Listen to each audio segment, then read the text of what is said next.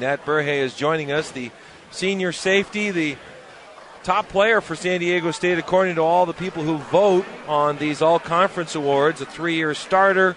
He's got the most starts. He started 37 straight times. He led them in tackles. He had 59 unassisted tackles, 2 fumble recoveries, a lot of other things, an NFL career ahead of him, and he joins us here on the ticket. Nat, how are you? Pretty good. How you guys doing? Well, we were just talking to Coach Long, who gets pretty pumped up.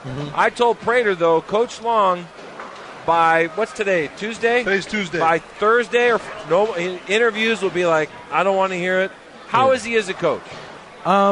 He's kind of like that as a coach. I mean, once he's fun until about Thursday, and then he gets real serious, and then you kind of know, okay, well, it's time to really get to work and really zone in, and then by Friday, he's so serious. Yeah, this 3-3-5. Were you born and bred in this system with Rocky? Did he recruit you to San Diego State? He did. So you knew what you were signing up for on some level? Yeah. Some level. When he first recruited me as a corner out of high school. And when I got here, he sent me straight to the safety room. So I was a little confused there. And then I redshirted and then played a little bit at Warrior, and then he moved me to Aztec. Yeah. And what did you think about that along the way? At first I was a little confused. I didn't really know what was happening. Now you know what it's like to be a quarterback. Yeah. And face that defense. Yeah. And now, playing, the premier role, I'm like, okay, I'm glad I made that decision. Yeah. Describe it for fans, this 3-3-5. I mentioned it to you earlier. I know 5 guys are coming. I don't know where the other 2 are coming from, and oftentimes I don't think offenses can recognize where's the 5 coming from because they're not. Nobody's hands are down. Or the D-line is back at the line. They're all over. How do you describe how the defense is played? Well, it's played very fast. We do a lot of running to the ball. That's one thing Coach Long preaches. And it's just built on a lot of chaos. A lot of smokes and mirrors. We'll send a lot of stuff, one way, and it'll be coming around the backside. It's just really to get inside the quarterback's head and really figure out what he's thinking. Yeah. And Coach Long does a great job with the calls.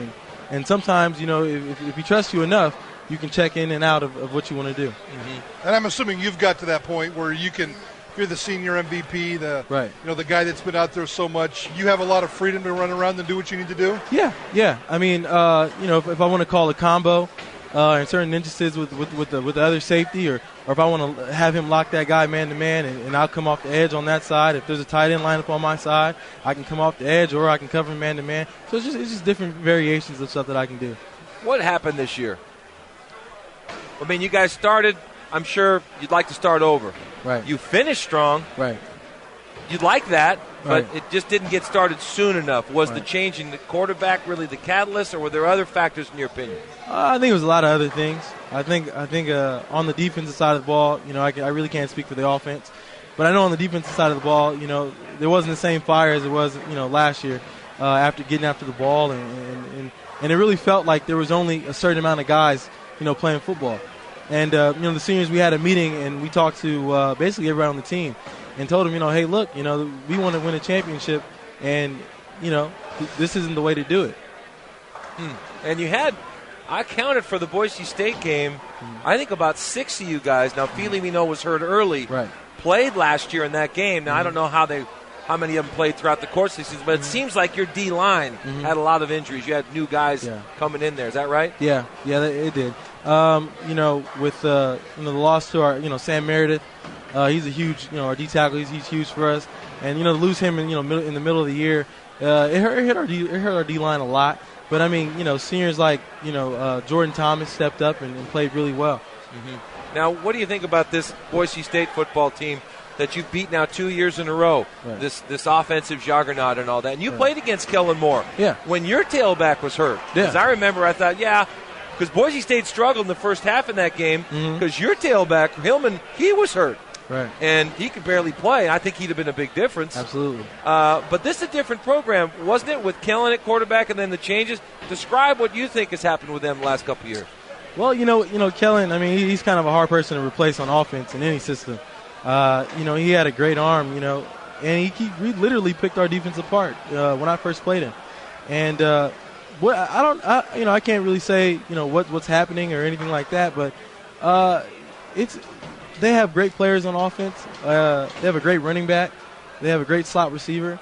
They have other great, offensive weapons, and I really don't know. I couldn't tell you. Mm-hmm. You just know you won. Yeah, that's pretty much it. Is it true that when Coach Long said that you guys gave your best shot to Boise State, I'm sure you got pumped up for Ohio State. Right. I know that. Right. But on a conference basis, year in and year out, that somehow Boise State brings the best out of you guys?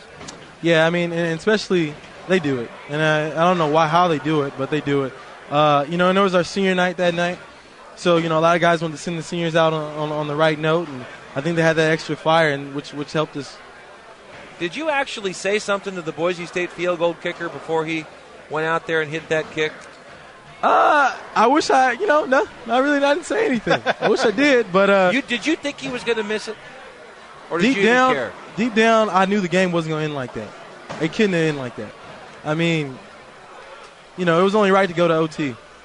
Well, then when that happened, everybody in the section I was in said, it is over. Yeah. Because Boise State, they missed that kick. Yeah. And I wondered what the players may have thought. Did you think, okay. I mean, I was kind of like, oh, okay, here we go. Boise State is kind of notorious for missing, big kicks in big games, going back to the Nevada game a few years ago. Right. So, I mean. Yeah, nothing else you can say about that. Nothing else you can really say. What can you say about Buffalo? A lot of attention is being paid to their defense, and I know they like to run the football. Yeah. They like to run the football and play action pass from there. Yeah. It's kind of like playing against our offense. We like to do the same things they like to do on offense. So, going against our offense at practice, it gives us a really good look of seeing what they're going to go, what they're going to do, because, we haven't really gone against our offense, throughout the year. Mm-hmm. So, for practice that we've been going against each other and trying to get a better look. Mm-hmm. And what about you? This is it? Your last game as an Aztec. Mm-hmm. You've had a great run. You're Colton, California, Southern California kid. I know you want to get prepared for the NFL draft. Yeah. What are your expectations there, Nat? Take it one day at a time. Finish this bowl game out the right way with the win for our seniors, and start training. Start going to some senior bowls and you've been invited to some games yet? I think I got a couple coming, and so I'm just waiting around and gonna train in API in Los Angeles and try to get myself together. Right, Nat. Congratulations. Thank you, guys. Nice meeting you. Appreciate Have a good it. game on Saturday. Thank you.